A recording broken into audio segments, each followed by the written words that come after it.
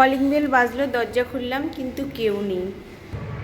তার মানে কাকি এসছে আর কি, যে কাকিটা আর কি এই সিঁড়ি তারপরে দরজার সামনেটা ধোয়া মোছা করে আর কি, তো ধুয়ে দেবে, এই জন্য কলিং বেলটা বাজিয়ে হয়তো ওপরতলায় গেছে বলতে যে পাপোচ বা জুতার র্যাকগুলো সরিয়ে রাখো, জল আসবে। তো আমি জুতার র্যাকটা আর পাপোচটা সরিয়ে রাখবো। নোংরাও নিয়ে গেছে, নোংরার বালতিটা ঘরে রেখে দেবো, আর তার সাথে সাথে পাপোচটা ঝাঁকি দিয়ে এখানে রেখে জুতার র্যাকটা আর কি পড়ে গেল, সব জুতা এখানে রেখে দেবো।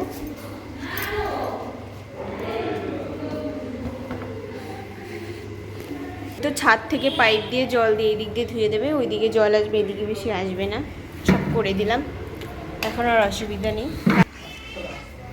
আমি তো এইভাবেই আর কি কেটে ছাঁকনির মধ্যে দিয়ে দিই, ঝুড়ির মধ্যে জলটা পড়ে যায় আর কি। কড়াইটা বসিয়ে দিয়েছি, এবার রসুনগুলো আমি একটু থেতো করে নেব এই থুতনির মধ্যে, থুতনি বলি, তোমরা কে কী বলো একটু বলো তো। 3 কোয়া আর কি রসুন নিয়েছি, আর দেবো হচ্ছে 3 পিস লঙ্কা, কাঁচা লঙ্কা। কড়াইতে অলরেডি তেল আমি দিয়ে দিয়েছি, গরম হোক। রসুন আর কাঁচা লঙ্কা ফোড়ন দিয়ে রান্না করব কলমি শাক। কলমি শাক খেতে আমার ভালোই লাগে, সব শাকেই ভালো লাগে, তোমাদের কেমন লাগে? আর তোমরা কি ফোড়ন দিয়ে রান্না করো একটু কমেন্টে জানিও।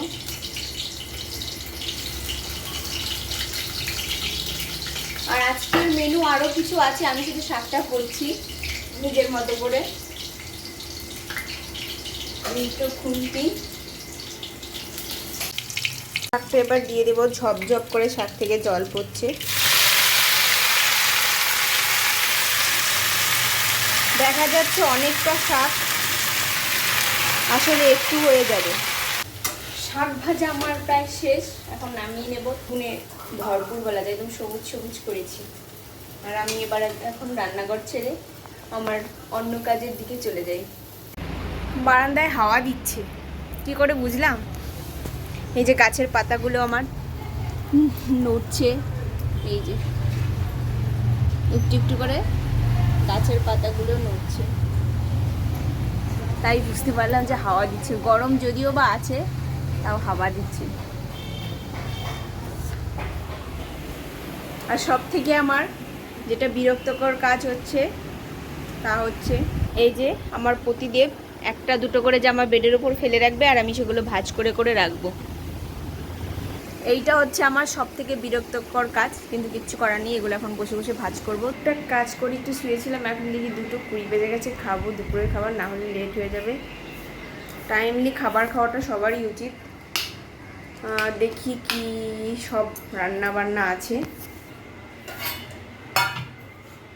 মাছের তেল দিয়ে পেঁয়াজ ভাজা, পেঁয়াজ দিয়ে মাছের তেল ভাজা, আর হচ্ছে এই তো বাটা মাছের ঝোল, আর আমি শাক করেছিলাম। আর এখন একটা শশা কেটে নেব, সাথে লম্বা লম্বা করে কাটলাম, এই সাইজে, অন্যদিন চাক চাক করে কাটলাম না, কেন লম্বা করলাম জানি না, ইচ্ছে হলো। আর তরকারিটা, এই তরকারির মাছের বাটি বা বল বা গামলা, যে যাই বলো, টেবিলে রেখে দিই, তারপরে থালায় থালায় ভাত বেড়ে নিয়ে সবাইকে ডেকে একসাথে খেতে বসবো।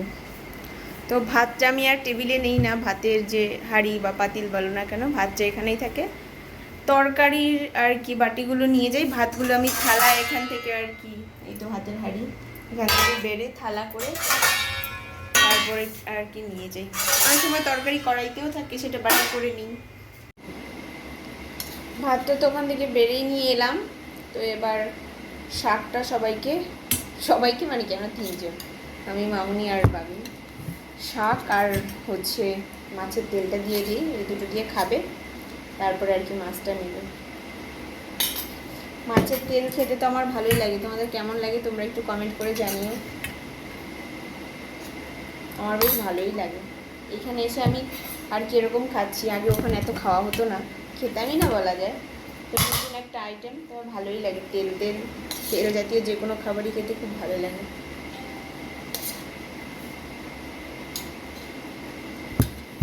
এই হচ্ছে আমার ভাতের থালা, একটু ভাত বাটি দিয়ে মেপে নিয়েছি। এখন শাক নেবো 1 গাদা আর শশা দেব। মাছের তেল আর শাক দিয়ে একেবারে মেখে নেব, কারণ এত মানে সব কিছু দিয়ে বারে বারে মাখার হবে না, কারণ আমার ভাত একটু, তো দুটো দিয়ে একসাথে মেখে খাবো।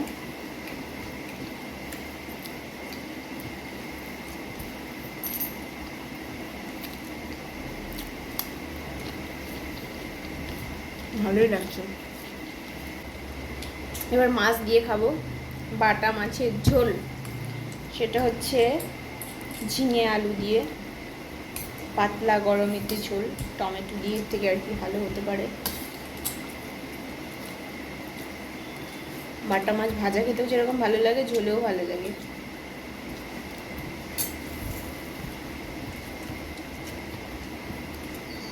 ভাজাই বেশি ভালো লাগে, কারণ তখন কাঁটাটা হয়ে যায়, ঝোলে একটু কাটা কাটা লাগে, ছোটো ছোটো কাটা আছে।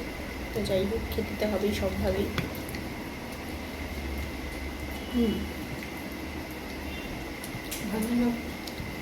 দারুণ হয়েছে। আমি তো দুপুরের খাবার খেয়ে নিলাম, তোমরা কে কে খাওনি খেয়ে নাও।